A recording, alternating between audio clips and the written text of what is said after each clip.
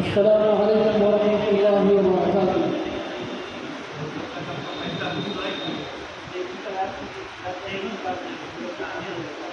الحمد للمحمود الواحد المعبود حمدا يدوم سرمدا وليس يحصى عددا، ثم الصلاة دائما تغشى النبي الخاتما خير الورى محمدا مطار طير وشدا. وبعد هذه السيرة موجزة يسيرة، واعلم بأن نقتصر على أهم ما أثر وما أذيع واشتهر في كتب أصحاب السير. فمولد الرسول كان بعام الفيل، وفي ربيع اشتهر في غرة 12، وقبل مولد النبي بأشهر موت الأبي.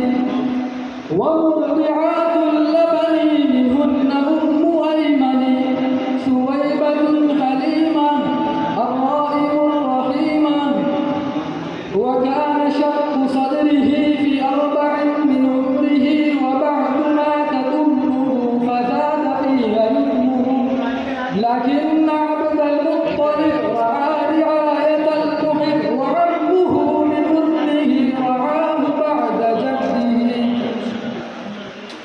وكان نعم الوالد الدافع المساند، فسار نحو الشام متاجرا في عام، ومعه محمد يحفظه ويسعد. سار به لما رحل ينزله حيث نزل، فأبصر السحابة تظلل الركابا، فصادفوا بحيرا العالم النحريرا. فقال رد أحمدا أخشى عليه الحسدا، وكان أشرف الورى بعمره 12. وسار للتجارة للحرة المختارة خديجة ذات الحسب شريفة جدا وأب. وكان عمر المصطفى 25 وفاء، في مكة نشأته وذاع فيها صيته. سموه عن يقين بالصادق الأمين، ومشهد الرسول بها حلم الفضول.